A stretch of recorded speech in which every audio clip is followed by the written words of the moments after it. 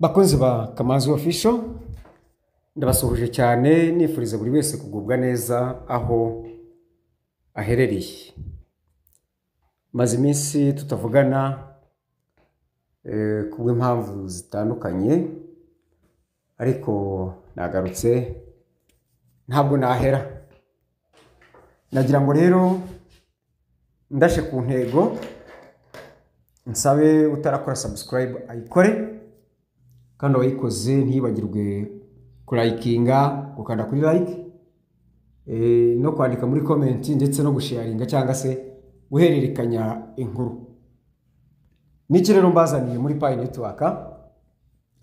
Muri Pi Network mbazaniye mbere na mbere na amakuru ajyanye n'itangazo rimaze iminsi. Icya kabiri no kubibutsa igikwiriye gukorwa biri mu buryo bubiri. Buryo bwa mbere ibyo dusabwa bishya, buryo bwa kabiri ni ibyangombwa. Reka wenda mbere ku cyangombwa. Ibyangombwa nta bindi, ubundi dusabwa kumayininga kuruta ibindi byose, hanyuma tukagerekaho kuzuza ibisabwa, mainnet checklist na verifications, kuva ku ntambwe ya mbere kugeza ku ntambwe ya 9. Kugeza ubu ibyo ngibyo bireba abantu bashya. Hanyuma ariko tukanakora verifications y'ibintu bitanu. Kimwe tugikora turegisteringa muri Pi Network, naho ibindi tubyuzuza uko tubonye uburyo cyangwa se tubimenye. Harimo phone number, hakabamo Facebook, hakabamo email, hakabamo KYC ndetse na password. Hanyuma icyo cyari ibyangombwa tugomba kuzuza, mainnet checklist ndetse na verifications. Hanyuma ikindi tugomba kuzirikana, hari icyo bita two-factor authentication. Two-factor authentication murabyibuka, wagombaga kuverifyinga email, ukaverifyinga wallet muri step ya gatatu cyangwa mu ntambwe ya gatatu, bakakwereka uko ugenda bikora. Ariko ubu byimukiye muri wallet address. Ubusigaye bikora bakakorienta muri wallet address, ukinjira muri blockchain. Muri blockchain rero ni ukuvuga ngo ufata, iyo umaze kuverifyinga phone number yawe, email, ufata ukopia passphrase yawe ukayipestinga cyangwa ukayishyira muri wallet kugira ngo ubone uko winjira muri blockchain. Iyo winjiye muri blockchain bakwereka iyo bakugezeho, cyane cyane ubwo birareba abakoze KYC. Bakwereka Banksa ifatanye na KYC with Pi Network. Ariko ugasanga wenda kuri Banksa birafunguye, ariko kuri Pi Network baracyakwereka ngo unavailable.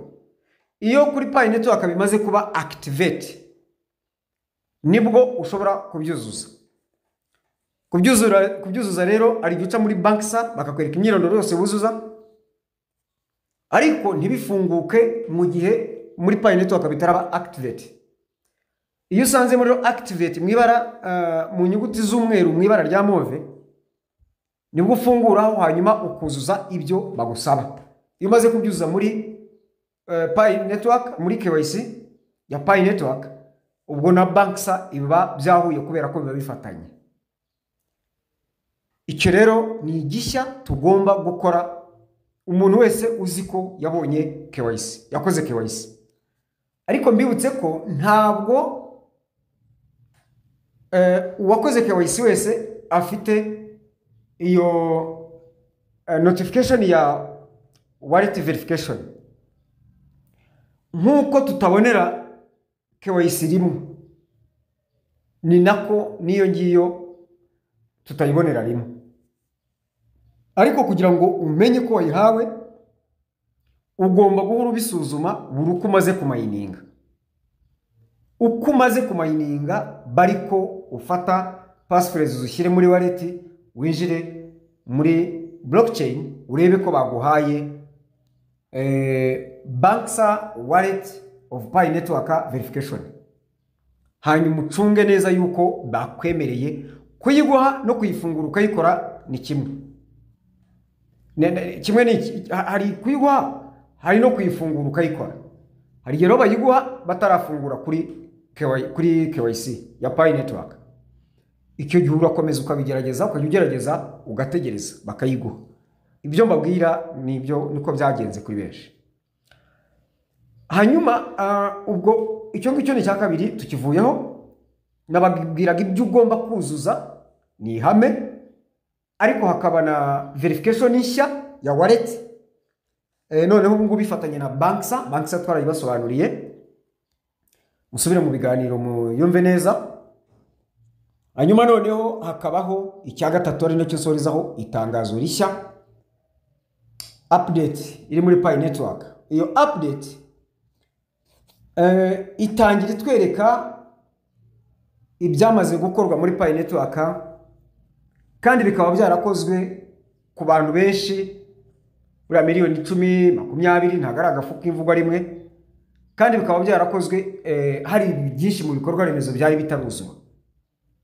Ubu rero bitewe naho ibikorwa remezo byo muri Pi bigeze, biroroshye kandi bifite icyizere yuko ibirimo gukorwa isaha n'isaha byaba ari byinshi kandi bitanga umusaruro. Ubu rero icyo baduteguje cyangwa se baduteguje, ntabwo njya nihutira kuvuga ibintu nubwo nimbeshyirwa ngo wenda nari mpuze, ariko nta nkuru isaza igihe cyose gihari. Niyo mpamvu nje kubibabwira none kandi rimaze iminsi nta kibazo kirimo rwose. Ubu ikiriho ni ukutwereka yuko ababonye migration n'ababonye migration ya Pi bamayininze zituruka kuri imikoreshereze ya systeme, ama rewards n'amabonuses. Ubu hakaba hagiye kuzaba indi second migration no kurenzaho, bazajya batanga iz'ukwezi, buri mezi 3 se, ukwezi, igihembwe, gutyo bakamenya ngo ku kwezi hatanzwe izinizi cyangwa harazatangwa izinizi, muri iki gihembwe hamaze gutangwa miliyoni zingahe z'abapioneers bamaze kubona migration. Ubu noneho igitahiwe nuko bagiye kuzatanga migration. Hari benshi twabonye migration, ariko hari Pi tutabonye cyane cyane izituruka ku ba referral team. Referrals hari babandi ukomokaho, hakaba nabo ninjije noneho. Abo babafite rero bitegure yuko Pi zabo batari babona nazo zigiye kuba migrated cyangwa se zigiye kwimurwa zikajya kuri konti. Ibi ngibi kandi birajyana nuko basobanura muri iryo tangazo yuko iyi ngiyi ni roadmap bisanzwe muri white paper. White paper isobanura ubundi biri kimwe cyose. Hano rero baje kwibutsa, kandi ritangazo rikozwe mu buryo bwo gusubiza abitotomba. Pi yaradusutse, yakubeshya iki? Wenda wambwira uti dore Pi yadusezeranyije kuduha ibi bintu igihe iki n'iki, none cyararenze nta kintu iduhaye. Ntabwo ariko bimeze. Umuntu aravuga ngo Pi yarabahemukiye, aba ni babandi bandye vuba, abashaka kurya vuba bajya kurya imyotsi yirika vuba, ariko ikagira ingaruka. Namwe murabizi ko napfa kumira umwotsi ngo areke gukorora. Rero mureke twe kumva Pi nk'imyotsi, twe kumva Pi nk'impumuro, twe kumva Pi nk'umuyaga uhuha. Pi ni ubutunzi, ni ubuzima, tuzasindagirana, tuzagendana iminsi yo kubaho kwacu. nagira ngo soze nshimangira cyangwa se nibutsa ariko nanashimangira yuko buri mupayiniya wese akwiye kwita ku kintu bita mining cyane cyane. Muri payi barakinjiramo bashaka kwinjira muri payi, atabishobora bazabwire mbafashe, yaba ari uwo mwinjiriza cyangwa se uwo ushaka kwinjira. Mbibutse yuko kwinjira muri payi nta gishoro kibamo, ni megabyte ukoresha zisanzwe. Icyo zakubwira no kubwira ntibinjira batya, nta kindi nta gishoro kibamo habe na muri payi. Uzakubwira ko ari igishoro kijyamo, zamenye ko atari payi network. Rero nagira ngo soze nshimangira kandi nibutsa yuko kumayininga ni ingenzi cyane, kandi itangazo muryumve nk'itangazo riza kuduhwitura kutwibutsa ibiri muri white paper, muri roadmap yaho. Bakaba baduhaga uburyo bagiye kujya bimura payi periodically, mu buryo bw'ukwezi, uburyo bw'igihembwe, gutyo kuzageza ibintu bigeze mu buryo. Bijyanye n'igiciro cya GCV ibyo ntabwo tubitindaho, igiciro cyaremewe ariko ntikiremezwa. Ibyo niryo jambo ryiza nabonye nakoresha. Igiciro cya payi na agaciro ka payi ibihumbi 314,159 by'idolari karemejwe, karemewe ariko ntikaremezwa. Icyo nacyo nyigarukirizaho. Kasoze nsaba abantu bifuza kwamamaza kuri Kamanzi Official, tubaca udufaranga duke cyane. Icyo waba ukora cyose ngwino duhamagare, tuvugane, tukwamamarize ibyo ushaka ko tukwamamariza.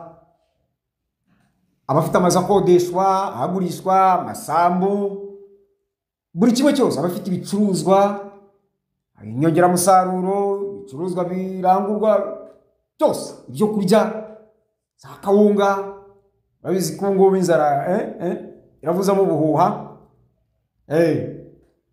Duhamagare tuvugane.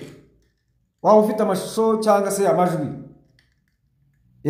bitewe n'imikoranire ya YouTube n'aba YouTubers, turikoreshereza amajwi cyane. Yego, hari impamvu. Muduhamagare rero tubafashe kwamamaza kuri make cyane. Umwanya n'uwanyu, mugubwe neza. Hasigaye dukomeze dufatanye kubaka uyu muyoboro uzatugeza kuri byinshi, ari uburyo bw'amakuru ndetse n'ibiganiro kuri Pi Network ndetse na business muri rusange. Mukomeze mugubwe neza, mwishyuke.